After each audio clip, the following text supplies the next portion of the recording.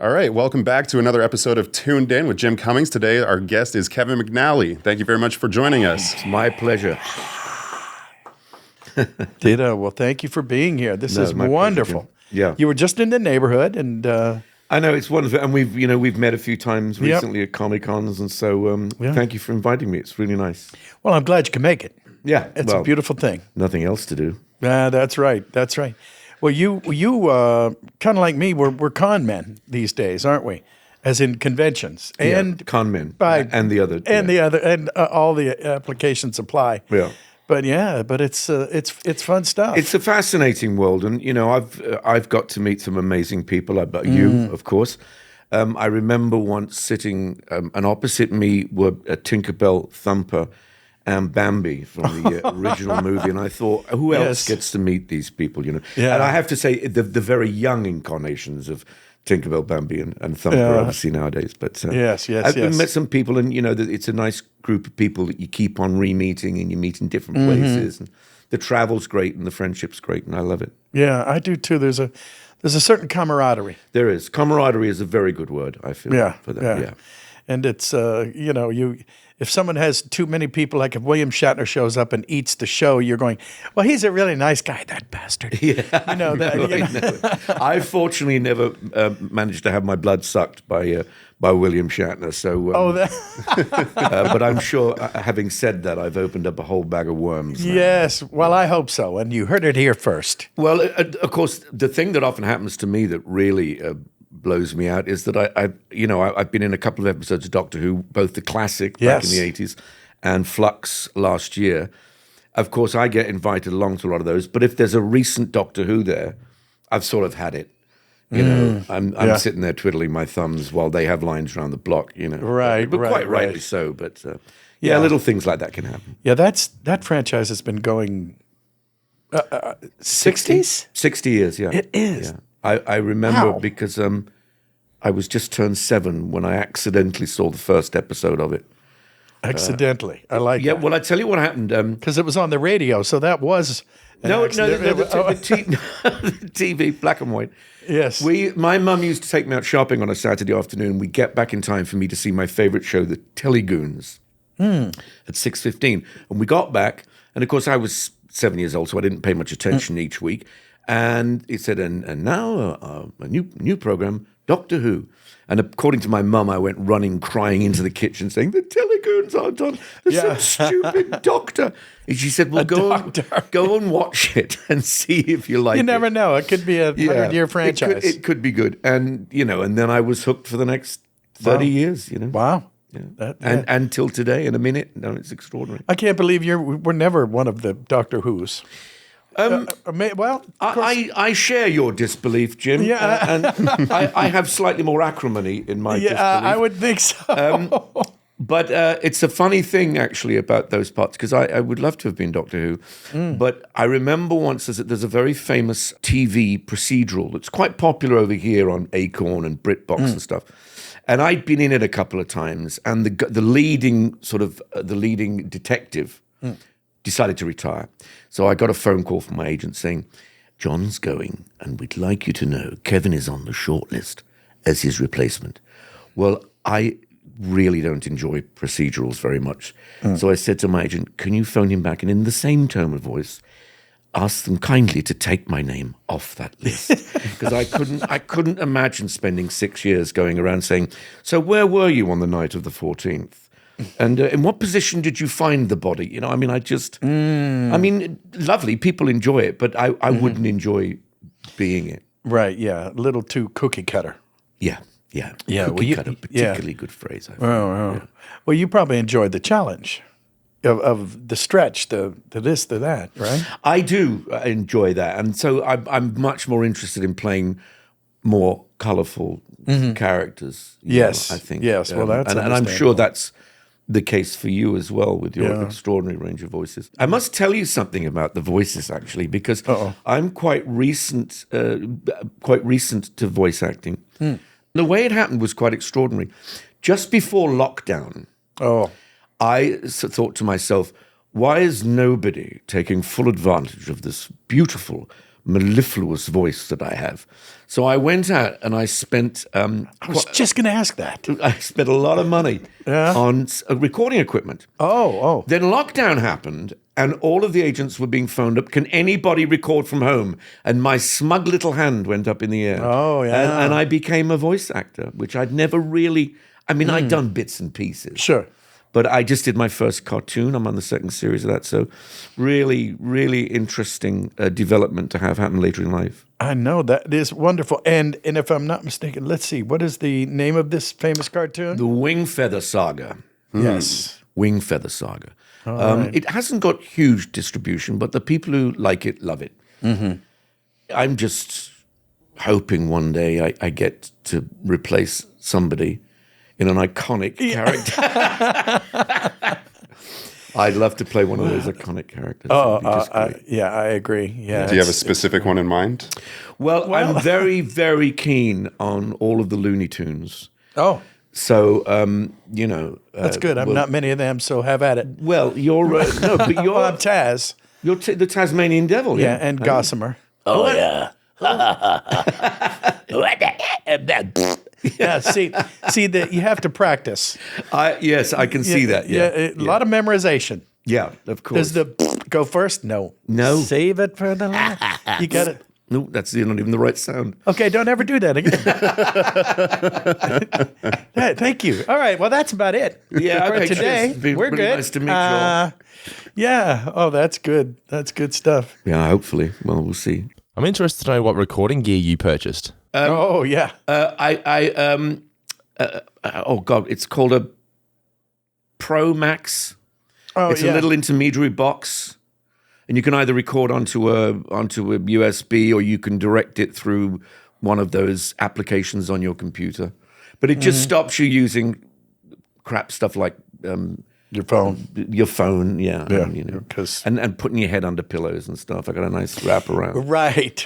I mean, the amount of times I've crouched in the airing cupboard of hotel rooms, Yes. surrounded by cushions to do an audition is really quite undignified. the bath towels are. hanging from the- Exactly, yeah, Well, I know those towels Yeah. and cushions. yeah. Yeah, but it's a lot of fun. Well, the is. good thing about voiceover is you don't have to be on set. You don't have to look good. I just to say that I did it. This is a long time ago. I used to do. Should I tell this? Sure, why not? Go on. I did for TBS. I was the guy, Turner Broadcasting System, and I was coming up next on TBS. I was one of those guys, and I just treated it like another character because Right. nobody really talks like this. That's true. That's true. So I just did that, and I said, "Okay, I'm going to do it." I got naked, went into the thing, and recorded a slew of promos or what. I don't even remember the show, but I remember hearing it on TBS, and I go, "Do I sound naked?" And and apparently I snuck one by. Nobody knows. Really, no one knows you were naked while you did that. No, nobody knows. It's funny about that voice because one of the first voice gigs I ever got in America was announcing. I can't remember what the network was. Maybe it was CW. I don't know. Was it TBS? No, it was. Okay, good. It was Just for Once checking. Upon a Time. Oh, And so I was like, and now on CBS, it's Once Upon a Time. And I listened to loads of people, and that was I a thought, very American delivery. Well, no, I want to. I always try to play American here. Oh. Because I don't want to just play Romans and Nazis. So, I try to be American if I that's possibly can.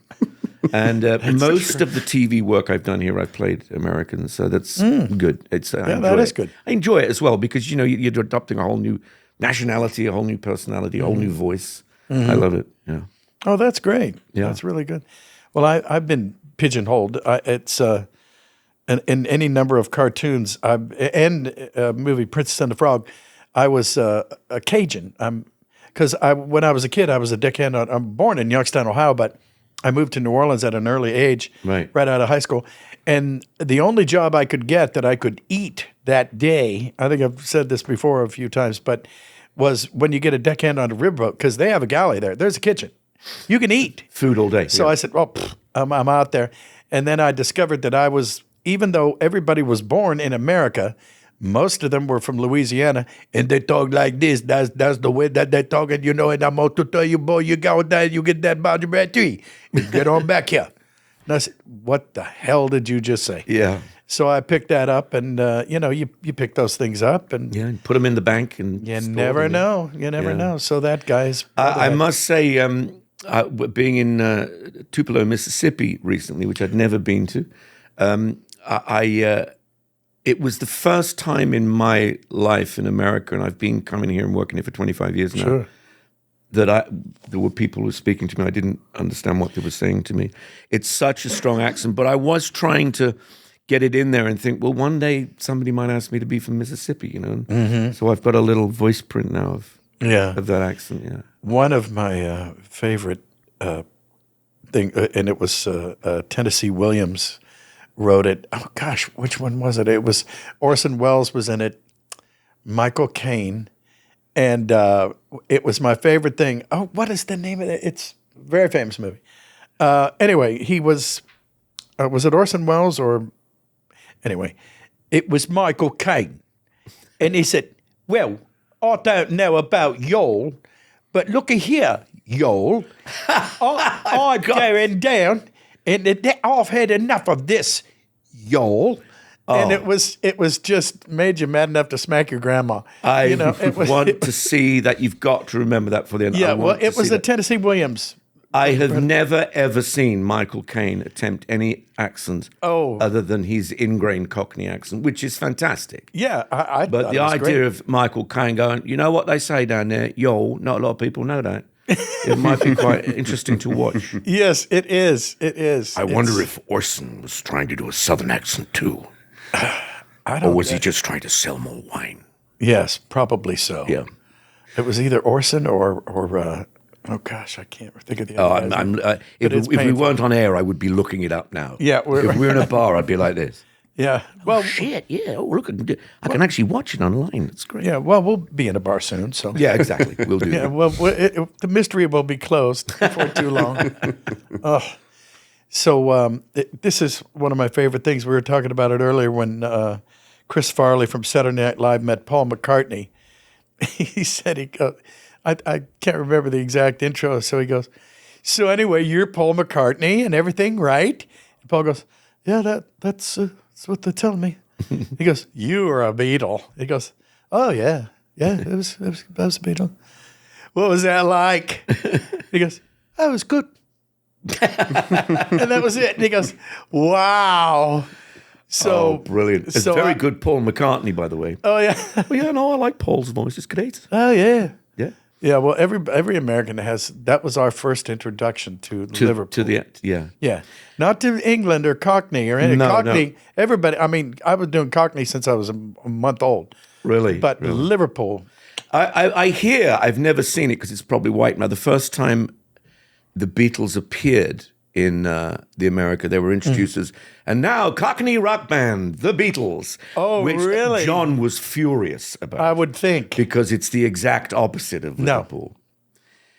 There's a great story about the rivalry between the Beatles and the Kinks. Actually, they did it. Oh. They did it. The Kinks supported the Beatles in the '60s, and they got Ray Davis got in the lift, and John Lennon was there, and Don't mess with John. no, and John said, "Are you Ray Davis from the Kinks?" And he said, "Yeah, I am." And he went, a word that we don't use here in America, and got out. Years later, Rhymes with runt. yeah. Years later, Ray Davis is going to rent an apartment in the Dakota building. And he gets in the lift, and John Lennon gets in. And John looks at him and says, "Are you Ray Davis from the Kinks?" And he goes, "Yeah." And John says, "Sorry about the other night." The other night. Yes. Like So it was it's like 40 years 30 later. Yeah, right. Yeah. Yeah. That's a good one. Yeah, cracker. That is a good one. Is there any? Have you ever met any of those four lads? No, sadly not. And what happened to me, it's a personal tragedy, is when we did the fourth Pirates of the Caribbean film, Paul McCartney was in it, and they didn't tell anybody. And so just found out the next day. I was talking to Johnny Depp, and he said, "Guess who I was working with yesterday?" I said, "Who?" He said, "Paul McCartney." I said, "Why didn't you tell me? I could have come down and said hello to Paul McCartney." Yes. I know, so no, I never got a chance to meet any of them. Maybe there's time for Paul and Ringo. Yeah. Oh, God. Well, I do have, while we're on the subject, I do have a little story. Yeah. I used to be a musician, still am, I guess, Yeah. in New Orleans. And we were a fairly popular band. Our name was Fusion. Nobody cares. But we would go on Saturday mornings and Friday mornings, whatever, and hang around at the local rock and roll music store where they sold the guitars and the drums, cymbals, and everything. Right. Because we were waiting for people to recognize us, and you never know. Yeah. And so we're hanging around the office of the fellow there, and he's sitting there fiddling with the bass, and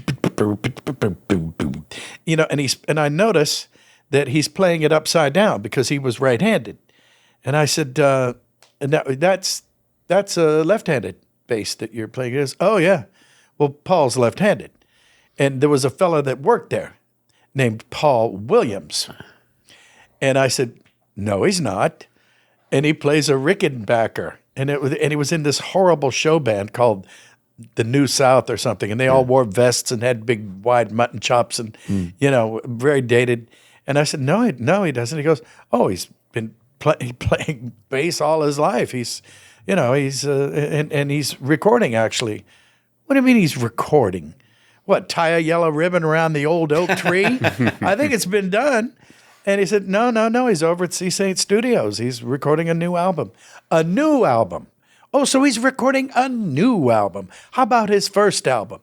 No, he's had many, many albums. And I go, "Okay, well, that's ridiculous. I got to go. You're on crack or whatever, And he picks up this case and boom, puts it down, and it's got LaGuardia insured, New Orleans International insured. And he's putting it. I said, "What the hell? Why did he buy this overseas?" He said, "Oh, I'm sorry. This is Paul McCartney's bass. We're fixing the intonation." I said, "Give me that!" And I grabbed it from him. And I swear to you, I turned it around like this and rubbed my head on the forehead from top to bottom on the strings. Yeah. Just because I said, "I'm going to steal some magic." Yeah. Didn't work. Didn't do a damn thing. Had to choose another career. Except deface Paul's. Yeah. Paul's probably watching. Yeah, of course he is. Yeah. So he's a great fan of mine. And yours. So sorry, Paul, wherever you are. Sorry, Paul. God, okay, I'm done. That's spent. That's great. Once I got my and that will be that. Yeah, lovely. So what's the next thing? Is you're on the road again? No, I've finished being on the road now, and what I'm hoping to do is I made a wonderful feature film with the brilliant Diane Wiest, and she played my wife, and it's a prequel to Rosemary's Baby, and I'm gonna go back to England and launch it there. Oh. It's really, I get to play the old Satanist from the film, and it's really enjoyable. Apart from that, I don't know what the next project is, but it will be my favorite, I'm sure. Yes, it will. Yeah. Well, this one's going to be my favorite. Are you going to? All I can remember is it was the first time that I ever saw a man with a pierced ear on film. And is that the fellow you're playing? The prequel? Did he have a pierced ear? Yeah, and somebody noticed it. And during Rosemary's Baby, because it was so very long ago, that was a rarity. You never saw that. Yeah. And I forget, it was Mia Farrow, somebody, John. I don't think it was my character. Hopefully we would have picked up on that. But if we have, I'm going back and saying you've got a CGI pierced ear for me. Pierced ear, yeah. I shall investigate that. Along with, what else am I looking up? Oh, yeah, Michael Caine doing a Southern accent. Michael Caine. Yeah, yo. Your Cat on a Hot Tin Roof. Oh, well, there you go. There, yeah. It had to come to me. Thank you for the jar. Yeah. The smack to the back of my head. Never know that works every time. Yeah, exactly. Right, Brendan? Exactly. Kevin, I'd love to hear your story. I know you've told it before, but you should tell our listeners the Clint Eastwood story, the one that's not for kids. Oh yes. Yeah. I was working with a very dear friend of mine Toby Stevens, who is Dame Maggie Smith's son. Really nice chap. Known him for years. And I was doing a job with him, and I'd just seen him in a film called Space Cowboys, playing a young Clint Eastwood because he physically looked quite like him, but they chose him even though he was British. So I said, "Oh, great! Did you get any tips from Clint about how to be a young Clint Eastwood?" He said, "I braved it up, and I went at the read through, and I said, Clint, can you give me any tips on how to play the young you?" And Clint said, "Yeah, sure, kid." He said, "Whatever you say and whatever you do, just be thinking, fuck you. That's how you play me."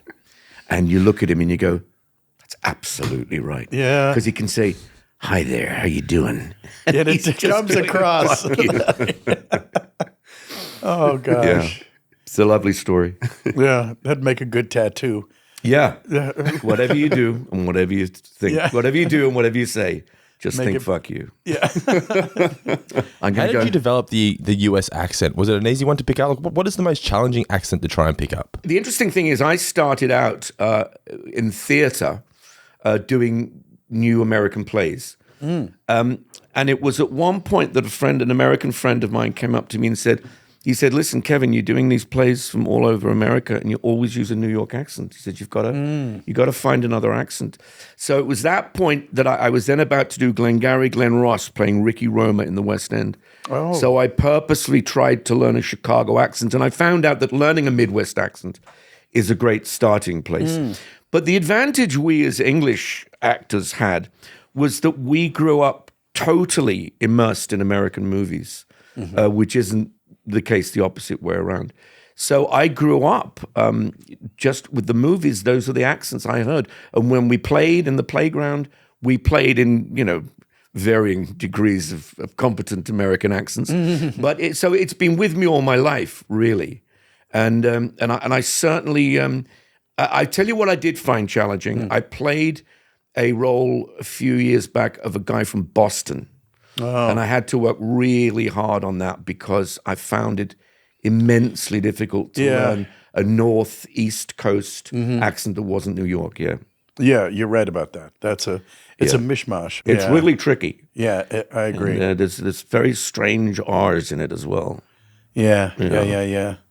Trying to conjure it up. Right? Well, there you go. I'm fascinated by accents. In fact, I was appalled by our Prime Minister in England the other day, who is, as you probably know, a very wealthy, posh millionaire. He's always claiming that he came from a sort of a poor background. And so somebody said to him, "So why do you talk so posh?" And he said, "Well, my parents told me if I wanted to get along, I shouldn't have an accent." And I thought, the very idea that you think you don't have an accent when you talk like this, right. is just ludicrous. Yeah. And shows a real ignorance about culture, Yeah, it sure does. Yeah, really does. He thinks he is the neutral start for all cultures. Arrogant, to say the very least. Yeah. You should have went straight to Cockney. He should have done, and then said y'all at the end. That's it. Yeah. Yeah.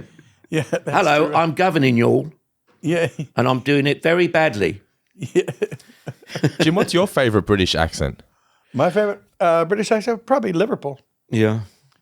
Who's that little old man then? Yeah. I He's never very understood- clean, isn't he? Yeah, he's very clean. Very clean. Yeah. And I always tried to figure out, why are they saying then? When? Because, who's that little old man then? When? Then? I mean, what does that mean? Yeah, no, it's a weird one. You get a lot of that though in the Liverpool accent. I grew up in a place called Birmingham, so I do a perfect Birmingham accent as well. And my family is Irish, so my Irish is pretty perfect. In fact, the greatest compliment I ever got was I went over to Ireland to play an Irishman. I was very glad that they cast me as that. That happens less and less. But the lighting cameraman, I thought, well, I'll keep the accent the whole time because I've got to be perfect. I'm with a lot of Irish actors, and I know them very well, and I don't want to pop out and they're thinking, why is this Brit playing an Irishman? So about a year later, I'm back in England doing a British film, and the Irish lighting cameraman comes over and is watching me, and he comes up to me at one point and says, Kevin, I've got to tell you, your English accent is fucking terrible. Oh, that's better than a compliment. It's better than a compliment, isn't it? That really is. It's terrible. Yeah. Fucking terrible English accent. Well, I got it from my parents, so blame them. Yeah, and where I grew up, yeah. That's good stuff. It's good stuff, isn't Yeah, it? you can't beat that. You can't. Wow. Well, your parents are responsible for your Gibbs voice, right? Yes, absolutely. Because I mixed. Well, there are 4 people responsible for my Gibbs voice. My dad's Irish accent, my mother's Bristol accent, and Dublin and Bristol were the 2 major pirate ports in the 18th century. But also, my favorite comedian is a guy called Tony Hancock, and he used to do an impression of Robert Newton in Treasure Island. Sure. And he would do it really over the top like that. So I sort of Yes. mixed all 4 together and came up with slap me thrice and hand me to me mama, it's Jack. That's what I came up with. Wow. I almost knew what you said. That's really good. That's really good. You've done this before. Oh, man. I remember the first time I was ever over to Great Britain, did a tour of all the countries. And, and you sit there, and from America, everything. I mean, you go to Texas, and it takes you 3 days to just drive across the damn thing. And I remember hearing that David Niven say, well, it's impossible to get 200 miles away from the ocean when you're in England. I thought, wow, that's because Britain has such a giant footprint on the earth. And I suspect it's because of their location. If you had to go anywhere, Europe, it's the gateway to Europe, and you used to do it by water. So if you own that gateway, you own everything. Yeah. And here they are, and there's 4 countries there. There's Wales, there's Scotland, there's and I'm going, wait a Northern minute, Ireland, and I'm going in Ireland, obviously. Yeah. And it's just, But it's very funny because growing up, since I've lived here a lot, and particularly at the conventions, people say, I just drove 6 hours to get down here just to get your autograph. And I think, well, that's really nice of you. Thank you very much. Yeah. But the idea that you hop in your car and drive for 6 hours, when I was a kid, we used to go on a holiday. It took about 1 hour and 45 minutes. My dad, there would be food in the car, there would be water. He would have he'd been under the hood for an hour. Yeah. No stopping. It was like that was a major journey. It was a to journey, get to the coast. Sure. Yeah. Wow. That's so true. Now, did you go down? Where was it? Where did everybody go at the south of England for the ocean? It was Well, it depends. Brighton. That's Brighton it. is the major go-to coastal town for London. Certainly. I started my career filming a TV show called Poldark in the 70s. And we filmed that in Cornwall that I'd never been to, and that's a beautiful place to go. Well, it's a beautiful place. It's described as a very boring picture in a beautiful frame. That's the way they describe it. Oh, that's because it's interesting. fantastic coast, and then it's just moor in the middle. Michael York was from there, I believe, right? I think he was, yeah. Yeah. I worked with him once, and he went on and on about it. And I just had my first trip to England, so he was very, very excited. And did you go to Stow on the Wold? And I said, yes, I did. And he goes, okay, then you were there. So I got credit. Well, the other way around for me is that English people are very ignorant about the United States. And, they'll say, oh, that's weird because Americans are too. Well, there is some truth in that. But they, they'll say, oh, so what's America like? And I'll say, well, it's like asking what Europe's like. It's, many different places. I've been to America, and I always go, let me guess, Orlando. Yeah, that's where I went. Yeah. Yeah, so it's the main place people go. Yeah. So it sounds like cartoon characters. Yeah, very much so, yeah. Well, I have a question for you, Kevin. Yeah. Going back to Mr. Gibbs, I heard a story that you initially weren't even going to go to the audition for that role. Is that true? That's absolutely right, yeah. Can you tell that story? I had been going up for roles in American movies for 10 years, and I never got them, and I just thought it was a waste of time. And it was my birthday, and I was sitting in the back garden, sunny day with some friends, getting drunk, basically. And one of them said, aren't you supposed to be going to an audition for a film today? And I said, yeah, but it's an American film. I'll never get it. It's no good. They said, well, you should try. It's a ticket in the lottery. And I said, well, it doesn't matter. I'm drunk now. And the other friend said, as far as I remember, wasn't it for a pirate? I said, yes. He said, well, it doesn't matter how bloody drunk you are. Yeah. I'll drive you. Come on, I'll drive you. So I went along and got offered the part the next day. So wow. I'm really glad that they made me but they made me go. That's not bad. No. The thing that had really pissed me off before was that I was on a bus going to an audition for Spider-Man to play the Green Goblin, right? And I actually got off the bus and came home because I thought this was ridiculous. And I actually said to a friend, whoever the guy who played it was, I said, I bet they get that guy to do it. And sure enough, a week later, Willem Dafoe. it was Willem Dafoe who'd got the role. You know, I mean, I know that, you know, I'm going to choose William Dafoe to play the Green Goblin over me. But they weren't going to choose William Dafoe to play Mr. Gibbs over me. So glad That's I went. right. Glad I went. Yeah, and that was Take a career that. changer, right? Oh, completely. I mean, I had done what young actors should do about 3 times in my life, which is a reset. And I was in the theater in about 97. And I was looking in the mirror applying my makeup, and I thought, I guess I'll never be on the back lot of a Hollywood studio now. And it got to me all night, and I phoned my agent the next morning and said, I haven't done a film in 8 years. I'm not accepting any roles, but I'll do anything in a film. And it got round, and some friends, a guy put me in Spice World, and a guy put me in a film called Entrapment, and another guy put me in a small role in the Mr. Bean film that he was doing.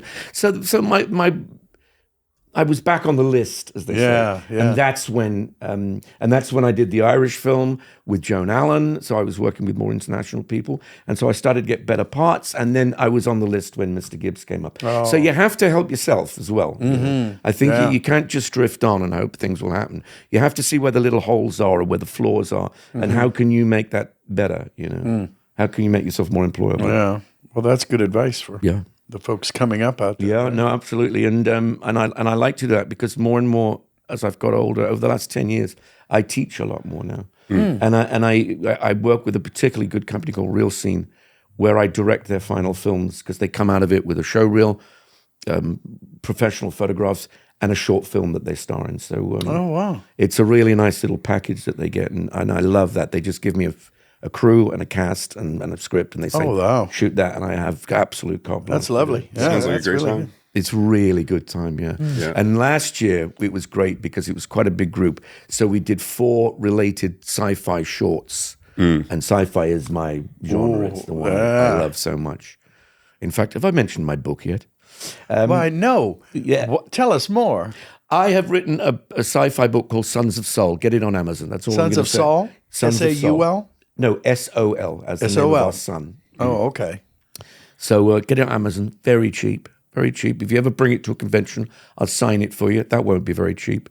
But Yeah, right. it'd be lovely to see you all. Love to see y'all. That's right. Yeah, that's right. Boy, that was weird. It was as if Michael Caine was in the room. I have one more question for you about Pirates of the Caribbean. Okay. I heard that during the filming of the last Pirates of the Caribbean, the 5th one, that Johnny Depp was kind of out of his element and had to be fed his lines through an earpiece under his wig. Can you verify if that's true? It isn't true. Johnny always has an earpiece under his wig because he has a man in his trailer feeding him music all the time in between takes. And it's really interesting because if you go up and talk to Johnny, he'll give a little tap to get the guy to turn the music down and talk to you, and then he's back on it again, listening to the music because he's an absolute whale for music. He just eats it like fucking plankton, you know. He's a hell of a guitar player. Oh, it's wonderful, yeah. He's amazing. I was very disappointed. I got tickets to go and see him at the Hollywood Vampires at the O2 Arena, and I was filming and we ran over and I couldn't get there. So I missed seeing him, but I will get to see those people one day. I did meet Alice Cooper at a convention. He was a heck of a nice guy. I golfed with him once. Did you Great guy. really? Yeah. He golfs out in Moore Park. Yeah, and he was talking a lot about golfing. I saw him, yeah. Big golfer. Yeah, I know. I remember, I met him a few times and he goes, well, people think I'm, and of course he's saying this with the vampire eyes on, the makeup, and he goes, people think I'm, Vincent Price, but I'm really more like Fred McMurray. And I went, oh, yeah, you kind get of it, are, yeah. yeah. I'm so fascinated by this concept, though, that he listens to music between takes. Is that for his enjoyment, or does he somehow use that to get into character? I think probably not so much getting to character, but I think he doesn't necessarily want to. You can on set very often be distracted by small talk and chats, and you will notice. I notice it that when I'm on set, being an older man now, I tend to sort of keep to myself, and I've got my iPad and I've got stuff, and I can carry on through the day. And a lot of the younger people are busy telling stories and having a great time, and they're exhausted by the end of the day. They don't have the energy for that final scene. And so I think that's part of his reasoning too, that he doesn't want to get too much involved in chit-chat, and, so he keeps concentrated. Distraction, Yeah, keeps himself distracted by the music and not by, a myriad of things that people are throwing at him. That's fascinating to me. Wow. Heard that George C. Scott was speaking to that angle. He would sit around smoking cigars with the crew, playing cards nonstop, right up until and action. Then he would take the star out and then walk on, and then just be absolutely in the scene, And I was like, wow. I mean, it's like turns off on and off a light switch. Which Well, I remember once having the great honor of working with Robert Duvall, and we had this little scene in a corridor together, and it was quite intense. And I said to him at the end, I said, I hope you don't mind me saying, but I really thought you might be a bit more method, and this might be a more difficult day, but you seem to turn it on and off like many other actors. And he said, tell you one thing, kid, if you haven't got it in your pocket, you can't pull it out. And I thought, what a great piece of advice for an actor. It's got to be there, ready. Yeah. So that you can just... If you haven't got it in your pocket, you can't pull it out. Wow. Really good advice. It's very much like that for voice acting, isn't it, Jim? You can just snap into the voices whenever you feel like it. You don't need a method, really, do you? Yeah. Well, we're schizophrenic, and we are too. Yeah. So it helps. I've never even thought about it. People have told me that before, and I don't. Yeah, I think it comes from my childhood. I thought Mel Blanc was amazing and all these different things, and just I did impressions of my family. And one of the first things I did when I came to LA was to go to see Mel Blanc's Tombstone. Oh, yeah. How about that? But talking about that's the all, switching, folks. Yeah, that's all, folks. Yeah. But talking to that thing about preparation or being ready, I was talking to a fellow actor about this who works on an American show with a rather methody American actor. And he said something very insightful to me. He said, the problem is, because his preparation is the same and very intense, his performance is completely the same all the time. There's no variety. He can't surprise himself because he's stuck there in this method. I mean, just whatever his method is. I don't know whether it's method, but, he's stuck there and he can't do it unless he does that. And so I think you should be able to surprise yourself. That's a good way to put it. Yeah. That's a really good way to put it. Yeah, I think so. Have you ever surprised yourself with a voice or a role? It's not so much surprising yourself with the voice, which you'll have prepared, but surprise yourself with the journey through the scene. That you might not have guessed that something that the other person says makes you angry, and so you do the rest of the scene angry with them. You might not have even thought of that until it happens, because what people who often get immersed in a method do is that it doesn't take any account into what the other people are doing, because they're just deciding on what they're going to do in advance. They come in and you go, well, that's true. I might as well not be here. That's right. Because you've just got your shit worked out. Yeah. Well, acting is a lot of acting is reacting. I think most of it is reacting. Yeah, absolutely. Yeah. Yeah. Absolutely. Yeah, you got to stay nimble. You got to stay nimble. You got to stay trim. Yeah, well, I think that's where it's impacting the looking voice pretty acting trim. world Yeah, now, there Jim, you go. because you can't react to people in the same room anymore. No, because you're doing that's it all true. I remotely. think that's but that's where your imagination comes in. I imagine. I think a lot of what you're saying comes from your background in theater, because after you've done a performance on stage so many times, it's kind of, I don't know, at least to me, it's the fun part where you get to play those little games within the performance, absolutely. But also what the theater teaches you is to turn up really, really well prepared. Yeah. So I always say to my students, be well prepared and then flexible on the day. Oh. But because that foundation work you've done, even the director doesn't like it, wants you to do something totally different, that foundation work still is there for you. You'll just go off it another way, that's all. So it's that's definitely the two mantra words I have for my students. Yeah, that's great. And how often do you do classes? As often as I can. I have a friend, I teach at Real Scene maybe I direct 3 times a year there, and in between, whenever I'm free, this guy who does these classes for anybody who wants to come, very inexpensively. He'll just phone me up and say, "Can you do one on Tuesday?" And I say, "Yeah, I'll be there. Just tell me the venue." You know? And it's really nice. I've got very friendly with those bunch of people, and very much all of them are very much for people who work and make a living and have to try to fit the classes in around that. So the real scene, for instance, is only at the weekends, and Paul will do his things at nighttime. So it's for people who are out there, they're grown-ups, they're in the world, and they want to, or in some cases, are people who maybe retired 10 years ago and think, shit, I want to go back into it again. I'll go and take some refreshers, you know. Yeah. Absolutely. Well, you're never too old. No, exactly. Retire? Betty White. What? Yeah. Why retire? I'll take the money. Yeah. Yeah. I mean, I'm not stupid. Yeah. But yeah. No, I'm still in granddads. I'm fully prepared to go to great granddads. I don't mind. If I live long enough, it'd be great. No kidding. Wow. Did you learn anything from Johnny Depp working with him across the various films? Yeah, I did. Both he and Tom Cruise, I worked with in the early 2000s, and I had always been the sort of English actor who, if I made a mistake, I stopped and started again. And I learned, keep going. There is such a thing as editing. Just keep going, pick it up a sentence back, go with it. Don't lose the energy. Don't start again, and then don't start building up going, oh, I'm going to fuck up. Just keep it flowing and going, and keep reacting to the people, because the camera's picking it all up, and it's all going to be useful in the edit. That's good what I learned from those two. That's good advice right there. Yeah. Well, he would know. Tom Cruise I think he's an underrated actor, actually. Because well, he's a sort of a judged actor, isn't he? Yeah. He's sort of a pigeonhole actor. Yeah, the problem He's a is he's a little too successful for people to think he's good. Yeah. No, that's right. It's just he was a pleasure to work with. Absolute pleasure. What did you work with him on? A film called Valkyrie. Okay. Yeah, about the attempt to assassinate Hitler. Yeah. Nice film. Yeah. Yeah, I thought so. Yeah. We were just talking about his performance in Tropic Thunder. Oh, yeah. Brilliant. Yeah. I say he's not a character actor. You don't get any more character than that. No, that is for sure. Yeah.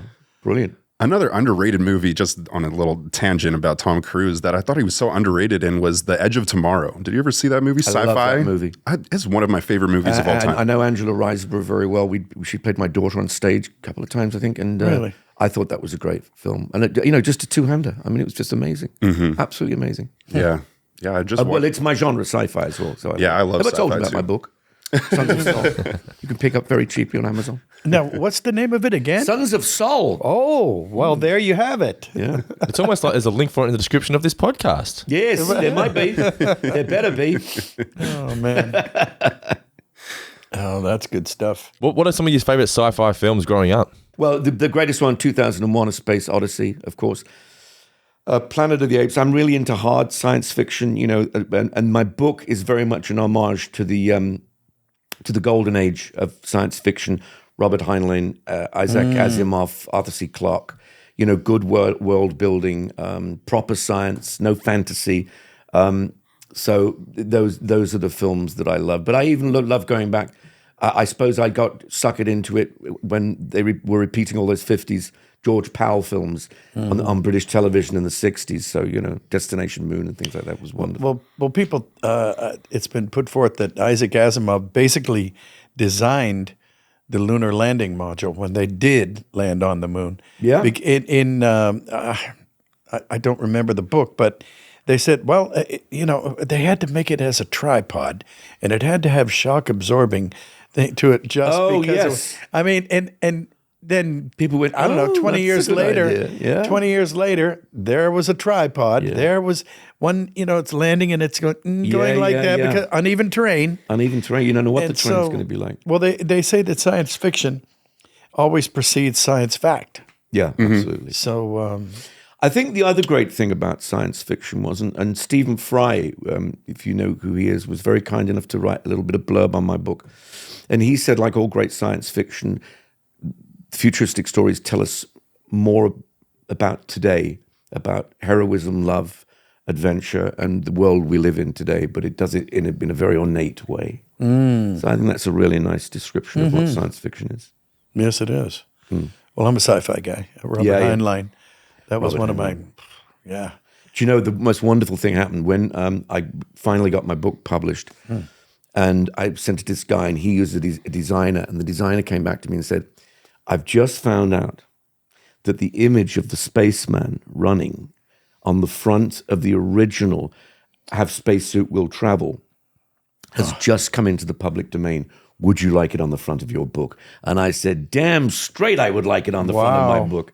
So so that's like a link right back to the golden age, you know. Yes, having that image. Wow, and it's an image you'll instantly recognize if you see the book. Yes, with the rounded helmet. Yeah, right? that's right. Yeah, and the tanks at the back, and he's running like that. He's running. Yes. Yeah. Oh wow, that's awesome. Yeah, it's and I don't even use that word. Awesome. So because it's everyone uses it, so I don't. Yeah. Well, it's gone into the background with placement words nowadays. Isn't it? If I sit in another restaurant with somebody saying "like" every 4 seconds, I'm going to thump somebody. I really am. Yeah. Thank you. Yeah. I don't like that either. I don't like it. Like you know when you don't like something. Yeah. You know, I'm like that. Yeah. Boy, that's one of my pet peeves too. Oh man, I can't tell you how drives me up the much wall. I agree. Get a lot of that out here. Oh yeah, you do. Yeah. Oh, unbelievable. On the West Coast, I think. Well, it's it very replaces thinking. Yeah, exactly. And choice and thought. And I also am a little bit annoyed by the upward inflection and everything. Doesn't that drive you crazy? I don't know what you're talking about. No, do you know what I'm saying though? Not really. Really? Like I'm saying that people go up at the end of everything as if they're not quite sure it's a statement, but think they want to make it a question. Yeah. Like, you know? Oh yeah. Somebody's going to get their face filled in. Oh yeah, God, that's really one of my pet peeves. That's like the Valley accent, right? It really pretty is, much isn't it? a Valley accent. It is the Valley accent. I guess, and it just drives it. It's meaningless. It just they might as well be like saying that I'm stupid. Yeah, because you sound it. I like how whenever anybody does that accent too, you always have to put on a female voice. You always just slightly shift into a female. Yeah, that's true. But have you ever been interviewed by somebody who is using or speaking that way and just distracts you to the point where you don't even realize what they're even saying anymore if you get to even answer the question? Have you ever had interviewers that are just so distracting with the way they speak? Yes. I got interviewed by one guy who, after everything I said, he'd go, "Oh, fair enough. And you think, thanks. Can you think of another thing to say when I've given you a fascinating answer to your question?" Yes, yeah. And not sort of a begrudging, well, that'll do sort of feeling, you know. Yeah, fair enough. Boy, yeah, it's really down-putting, isn't it? Yeah. Fair enough. Are you sure? Yeah. You know what? I'm going to give you a minute. Think about it. Yeah. Get back to me. Yeah. And then we can see. Yeah. Oh, God. Where people are just giving us the finger en masse here. Wait a minute. My mother talks exactly like that. Yeah. And we just lost about half our audience, I think. Yeah. Well, you know what? Fair enough. Fair dues. I don't want them anyway. Well, you mentioned thumping people in a bar earlier. If they speak that way, have you found any good pubs in the US? Well, no is the simple answer to that. There you go. That was easy. Because I don't particularly like pubs anyway. I like a really classy bar. And whenever I go past a bar and there's no seats at the bar, I always say, I put my head in and I say, "What a waste of a bar." And then I stride off before they can get me.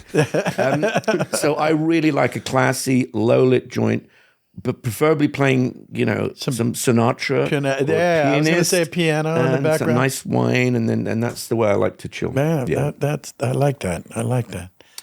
I can't. There is a British pub in Santa Monica. And there's one in Thousand Oaks. It was one in Thousand Oaks. Yeah. The Crown and Anchor. The one, what I like is next door to the British pub in Santa Monica, and it's on Santa Monica Pier. No, not Pier. The main Broadway, not Boulevard. Boulevard. That's it. Thank you. The Boulevard is not that bad. Yeah. They've got a shop to it next door that sells English products that you can't get. Oh. But of course, the one English product you can't get here is a beef extract called Bovril, and even they're not allowed to import it because you can't import beef products between England and America. I didn't know that. You probably did not know that. I did not. No. It's true. Wow. So you're not even allowed to import a beef extract spread. Oh wow, I didn't know that. Learn something new every Is that day. mad cow pisses disease? Me off. Was that why? I think it was probably inspired by when we had the mad cow disease 20 years ago, whatever it was.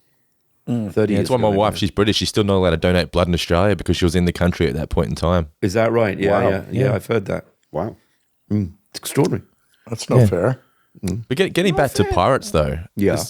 Has Jeffrey Rush ever forgiven you for stealing his voice? I started it. I was first.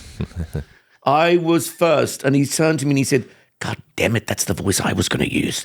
And so we decided, I said to him, well, look, if anybody notices, we'll try not to speak next to each other. And I think there was a time when we spoke, and then they gave up and just said, yeah, have scenes together, for fuck's sake. But I said, I always say my accent comes from the fact that my dad's Irish and mother's from Bristol. So you just say your dad's from Bristol and your mother's from Ireland, and it's a completely different accent. And that's what he tells people now. Yeah. You got it down pat. Yeah. Very good. Well done. You also played Gibbs in the games. Did you have to take a different approach to the character when you were doing it for video games because you didn't have actors there to sort of bounce off? Or No, I'll tell you a funny story about that, though, because the first game came out and I had nothing to do with it. And I thought, they didn't even ask me to do the voice. And I was speaking to a friend of mine who was a voice actor, and I said, do you know the name of the voice actor who's done Mr. Gibbs in the game? And he said, yeah, he's a friend of mine. I said, have you got his number? I said, yeah. I said, will you dial it for me? And he said, yeah. And he dialed it, and I got the phone, and I said, in my best Liam Neeson, I said, if you do Mr. Gibbs again, I will find you and your family, and I will kill you all. Anyway, the next game, they phoned me and asked me to do the voice. Oh, that's great. Oh, that's good stuff. Yeah, it was good. Oh, man. Okay, so that's the key. Yeah, violence is always the key. Yes. Yeah. Violence and threats. They were threatening to replace me eons ago for Winnie the Pooh, and I said, No.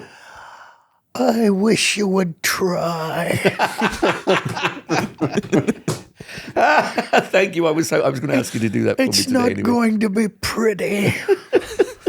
If you've never been bounced like you're getting ready to be bounced, don't make me light my butt.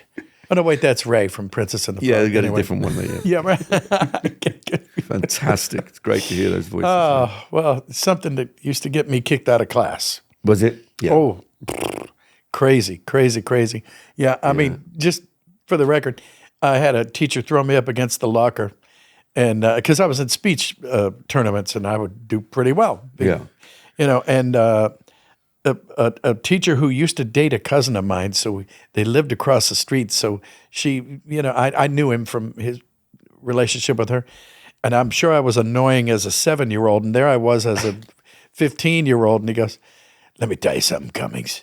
You're going to work in the steel mill for 65 years, then you're going to retire and lose money on the Cleveland Browns and the Pittsburgh Steelers, okay? So I got you. You and your little voices, get out of here."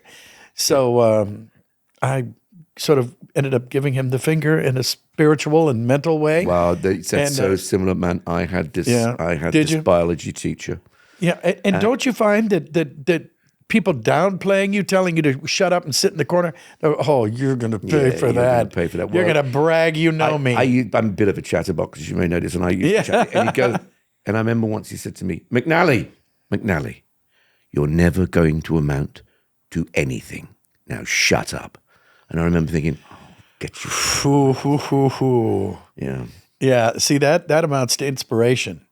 Absolutely. It does, I didn't yeah. respond to, you know what? If you put your head to it, Yes, if yeah. you put your shut shoulder to the wheel, your nostril on the grindstone, whatever, all those cliches. You it was might like, make no, 50 I'll just bucks have a a week. sore nose. Yeah, that's all it'll Yeah, be. yeah. Blood everywhere. Yeah, the blood, exactly right. Yeah.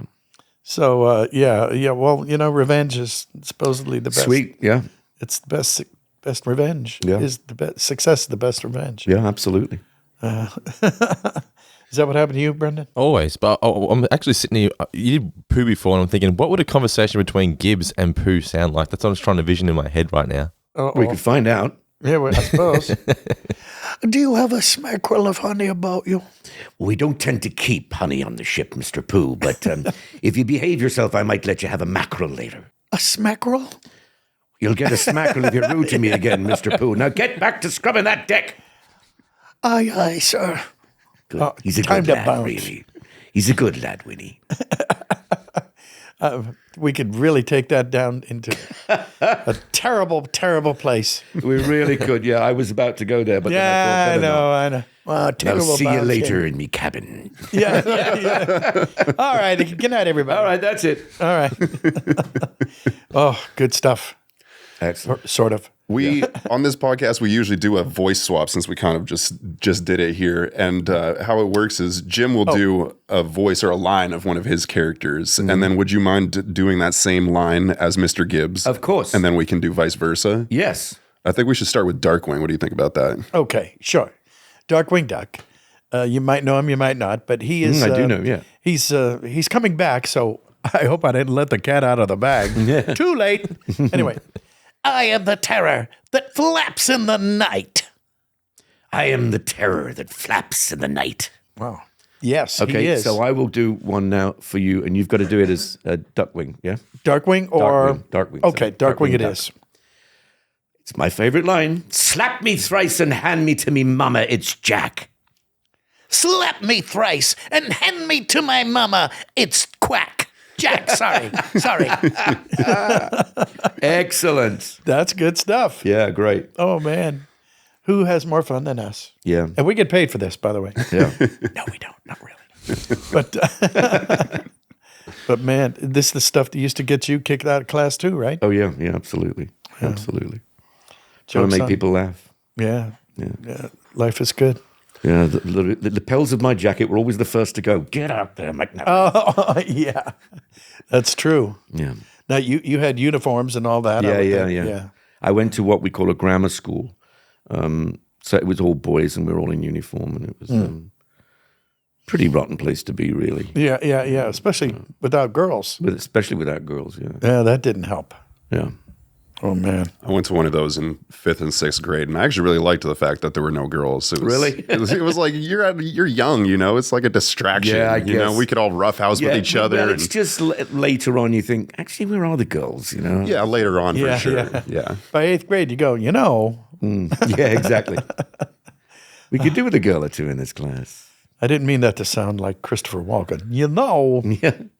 You have got to understand what I'm saying to you, and it's not misogynistic. That's right. Oh, It's So- good stuff. so what do we think? Are we? What's happening, Brendan? I think we're pretty good. Should think we we're touch on good. Supernatural? Just your experience of Supernatural I'll before do we that go? later. Yeah, want a bit of Supernatural? Yeah, I was thinking. Well, I'd heard that the boys were big pranksters, and so I thought I'd get in first. And I had a scene early on where one of the boys was up in this, crane off the top of a van, quite a small van, quite a big crane, and he was up there, and he's not very good with heights. So I just took to booting the side of the car, so he would wobble up there, and he'd be going, "Please stop." I'm saying, "Okay, but no pranks from you guys, or this is going over." So I thought I'd get in there first with them. But lovely guys. That was on Supernatural? Yeah, yeah. And that was shot in Vancouver, correct? Yes, it was shot in Yeah. Vancouver. Yeah, Yeah. yeah. It's got a lot of terrain around that can be any part of the States, so it's a really good place. Yeah, they to shoot filmed it. tons up there. I actually heard a story. I worked on the crew of Arrow, actually, that right. shot up in Vancouver. And I heard a story that for Pirates of the Caribbean, they have the BC ferries, right? Are you familiar yeah. with those? The big ferries that Yeah. shuttle you between all the islands in the Pacific Northwest. And they had one that was out of commission. So the production bought that ship and then they were converting it, and they spent something like $5 or $6 million converting into a pirate ship up there in Horseshoe Bay. Yeah. And then they were going to do some reshoots on it, decided to not even use it and just scrapped it. It was a month-long and project. then it was really weird because on those reshoots, they then just built the deck on land, and we did it that way. Interesting. Yeah, Interesting. I'd heard that story before, but what a waste. I mean, It blew my mind that you could go through with that much time and effort. And you know, it was built, sat for 2 weeks, and struck all within 5 weeks, which is incredible. but probably for a good reason. I don't know, safety maybe even. I don't know. Yeah. Could be. Wasn't for money. No. That's for sure. Who knows? It could have been a tax write-off. You see how these days they're literally That's true. You writing never off know. entire movies these days. You never know. Yeah. Speaking of Looney Tunes, they just scrapped the Wile E. Coyote. There was a Wile E. Coyote live action movie Meep, meep. That guy? in the works, and they just completely scrapped the entire movie. Oh, no. I'm sorry to hear that. I know, it's wild to me. I was looking forward to that. Yeah, me too. I would have been had I heard of it. Yeah. Now I miss it. Yeah. Ugh. Oh, well. Yeah. Do we get to shake hands on camera for the end? I think we do. Well done. Thank you so much. Godspeed, and It's thank been you. fantastic, Jim. Thanks a Oh, lot. it's amazing. Kevin McNally, everybody. Thanks, that was- guys. You know him. You Thanks, love him. guys. Thank you very much. To y'all. Give him the clap. It's been done. All right. Thank you, everybody, for watching. That was another episode of Tuned In with Jim Cummings. Today we had Kevin McNally. Thank you so much for joining us. Please don't forget to follow us on all social media, and you can get bonus content by subscribing to us on Patreon. Please drop a like and a subscribe, and we'll see you in the next one. Thank you very much. Excellent work. Excellent work. Notice how you didn't stop and go back to the start? You just kept powering through? Because Yes. I know. I took that advice right there. He's learned his lesson, yeah. Yeah, that's right.